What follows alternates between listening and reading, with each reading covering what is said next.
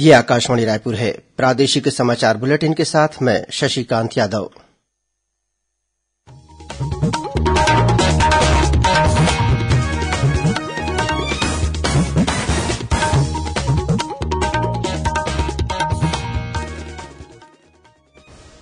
और अब पेश है आज के मुख्य समाचार। कोरोना के बढ़ते संक्रमण के मद्देनजर रायपुर सहित राज्य के 7 जिलों में लगाया गया नाइट कर्फ्यू। स्वास्थ्य मंत्री टीएस सिंहदेव ने कहा कि कोरोना संक्रमण की स्थिति बिगड़ी तो लॉकडाउन लगाने पर भी विचार कर सकती है सरकार। केंद्रीय स्वास्थ्य मंत्री डॉक्टर हर्षवर्धन ने कहा है कि कोविड के टीके सुरक्षित और कारगर हैं। और प्रदेश के कई इलाकों में तापमान में हो रही है बढ़ोत्तरी। मौसम विभाग ने कुछ स्थानों पर लू चलने की चेतावनी दी।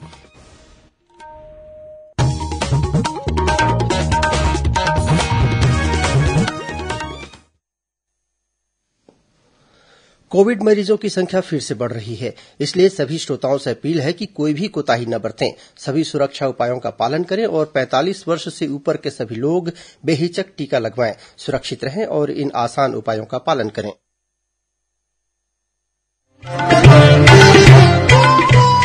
कोविड-19 से बचाव और सुरक्षित रहने के 3 उपाय।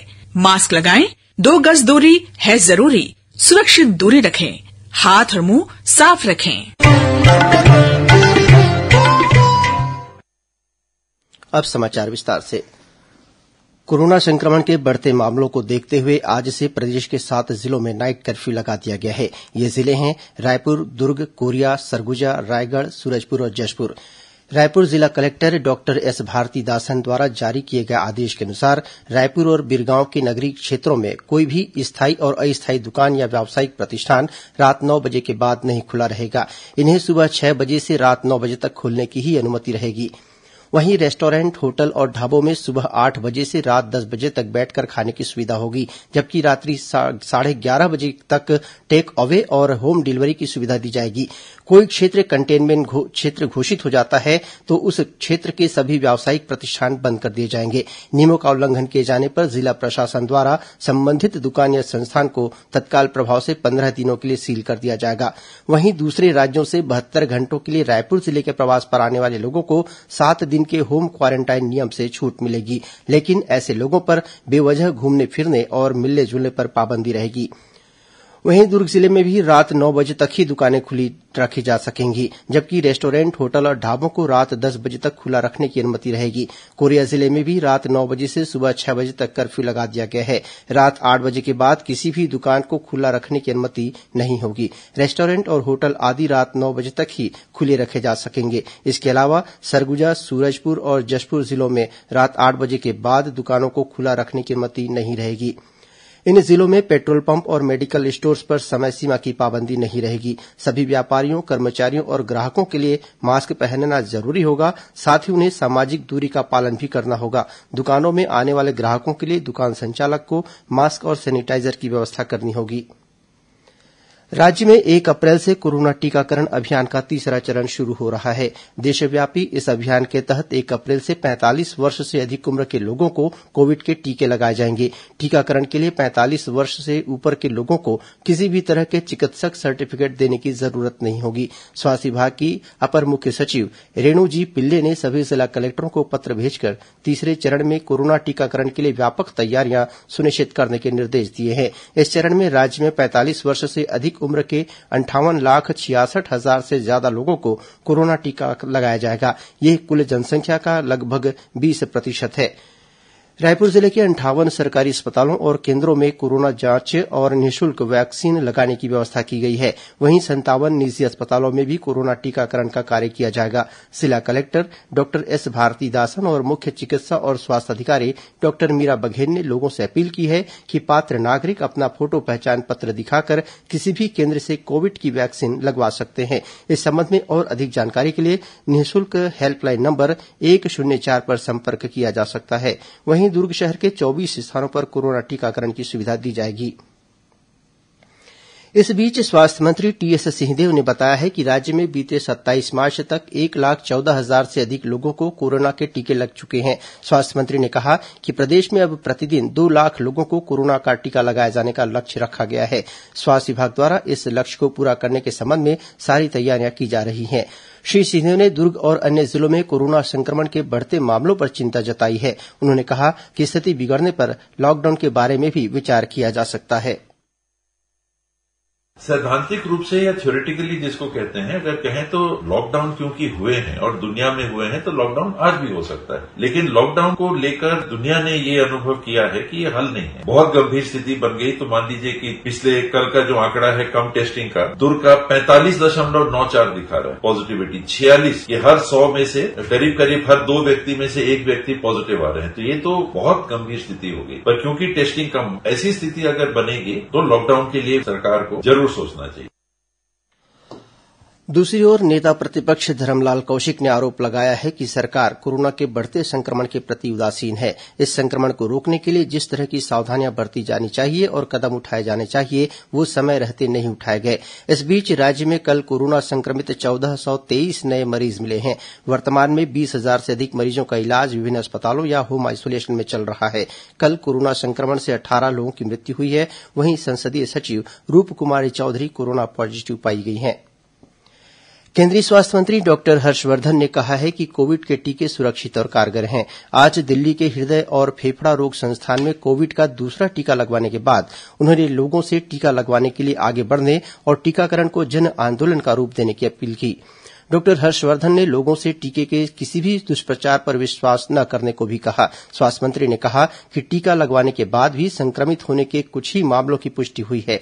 उन्होंने इस बात पर जोर दिया कि टीका लगवाने के बाद संक्रमण होने की संभावना बहुत कम रह जाती है और अस्पताल में भर्ती होने की भी आवश्यकता नहीं पड़ती। डॉक्टर हर्षवर्धन ने कहा कि टीकाकरण के लिए देशभर में 50,000 से भी ज्यादा केन्द्र बनाए गए हैं। प्रादेशिक समाचार आप आकाशवाणी रायपुर से सुन रहे हैं।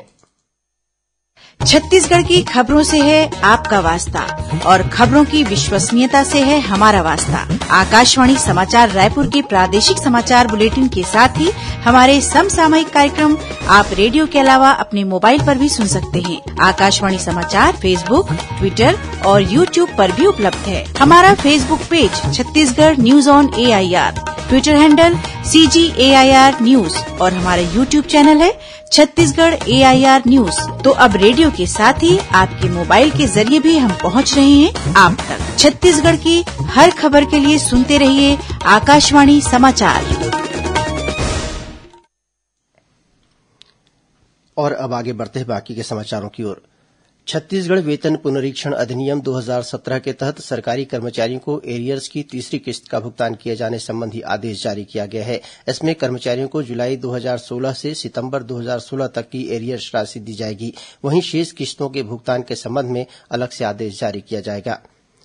प्रदेश में इन दिनों अतिशेष धान की ई नीलामी की प्रक्रिया चल रही है। इसके तहत अब तक करीब 3,46,000 मीट्रिक टन धान की नीलामी के लिए स्वीकृति दी जा चुकी है। बिक्री के बाद धान का उठाव शुरू हो चुका है। आगामी चरण की नीलामी ऑनलाइन प्लेटफॉर्म के माध्यम से आज से शुरू हो गई है। इस चरण में करीब 10,69,000 मीट्रिक टन अतिशेष धान की नीलामी की जानी है।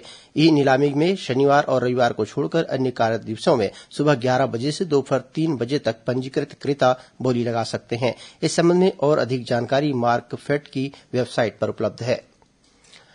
छत्तीसगढ़ की सीमा से लगे महाराष्ट्र के गढ़चिरौली जिले में सुरक्षा बलों के साथ हुई मुठभेड़ में 5 माओवादी मारे गए हैं। घटनास्थल से भारी मात्रा में हथियार भी बरामद किए गए हैं। हमारे संवाददाता के मुताबिक यह मुठभेड़ खोबरामेड़ा के जंगलों में हुई। इधर राजनांदगांव जिले के डोंगरगढ़ ब्लॉक स्थित सोनपाट के जंगलों से माओवादियों द्वारा जमीन में छिपाकर रखी गई दवाइयां बरामद की गई हैं। आईटीबीपी और जिला पुलिस बल के जवानों ने गश्त के दौरान बरनारा के पास ये दवाइयां जब्त की हैं। इलाके में सर्चिंग तेज कर दी गई है। बस्तर रेंज के पुलिस महानिरीक्षक सुंदरराज पी ने बस्तर क्षेत्र में पदस्थ सुरक्षा बल के जवानों के साथ होली के मौके पर भेंट की और कई विषयों पर उनसे चर्चा की। पुलिस महानिरीक्षक ने सुकमा के गोलापल्ली, बीजापुर के बासागुड़ा, कांकेर के छोटे बीटिया सहित अन्य कैंपों का भ्रमण किया। इस दौरान उन्होंने DRG, STF, CAF, CRPF, BSF, ITBP, SSB और जिला पुलिस बल के अधिकारियों तथा जवानों से मुलाकात की। इस दौरान बस्तर रेंज के पुलिस महानिरीक्षक ने जवानों का हौसला बढ़ाया और उन्हें होली की शुभकामनाएं दी। सुंदरराज पी ने बताया कि बस्तर क्षेत्र में सुरक्षा बलों द्वारा विकास और सुरक्षा के लिए बेहतर कार्य किया जा रहा है। उन्होंने क्षेत्र में शांति बहाल करने और विपरीत परिस्थितियों में भी मजबूती के साथ कार्य करने वाले जवानों की सराहना की। दुर्ग पुलिस ने 24 घंटों के भीतर एक गुमशुदा बालक को सकुशल ढूंढ निकालने में सफलता हासिल की है। पुलिस की टीम ने इस बच्चे को नागपुर से बरामद किया। लापता और गुमशुदा बच्चों की पतासाजी के लिए जिले में संचालित अभियान मुस्कान को काफी सफलता मिली है। इसके तहत अब तक 65 गुमशुदा बच्चों को सकुशल बरामद कर उनके परिजनों को सौंपा जा चुका है। और अब पेश है मौसम का हाल। राज्य के अधिकतर इलाकों में तापमान में बढ़ोत्तरी हो रही है। उत्तर पश्चिम से गर्म और शुष्क हवाओं के आने के कारण कई जगहों पर लू की स्थिति बनी हुई है। रायपुर स्थित मौसम विज्ञान केन्द्र के मुताबिक कल तक राज्य के मौसम में किसी तरह का बदलाव नहीं आएगा, बल्कि गर्मी और बढ़ सकती है। मध्य क्षेत्र में कुछ स्थानों पर लू चलने की चेतावनी दी गई है। अब कुछ अन्य खबरें संक्षिप्त में।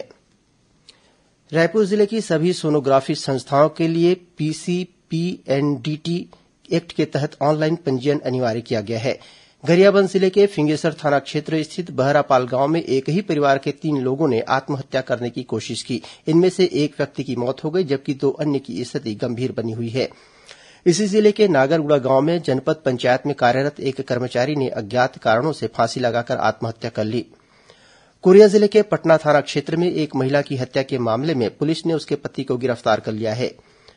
कांकेर जिले में पुलिस ने करीब 264 किलो गांजे की तस्करी करते हुए 2 आरोपियों को गिरफ्तार किया है। इस गांजे का बाजार मूल्य करीब 25 लाख रूपये बताया जाता है। जांजगीर चांपा जिले के डभरा क्षेत्र में भारतीय स्टेट बैंक के एटीएम में तोड़फोड़ कर चोरी करने की कोशिश करने के मामले में पुलिस ने एक आरोपी को गिरफ्तार किया है। और महासमुंद जिले के मुंगई माता पहाड़ी क्षेत्र में दर्रीपाली के पास जंगल में आग लगने की जानकारी मिली है। अंतिम समाचार लिखे जाने तक वन विभाग की टीम और ग्रामीण आग बुझाने का प्रयास कर रहे हैं। अंत में मुख्य समाचार एक बार फिर। कोरोना के बढ़ते संक्रमण के मद्देनजर रायपुर सहित राज्य के 7 जिलों में लगाया गया नाइट कर्फ्यू।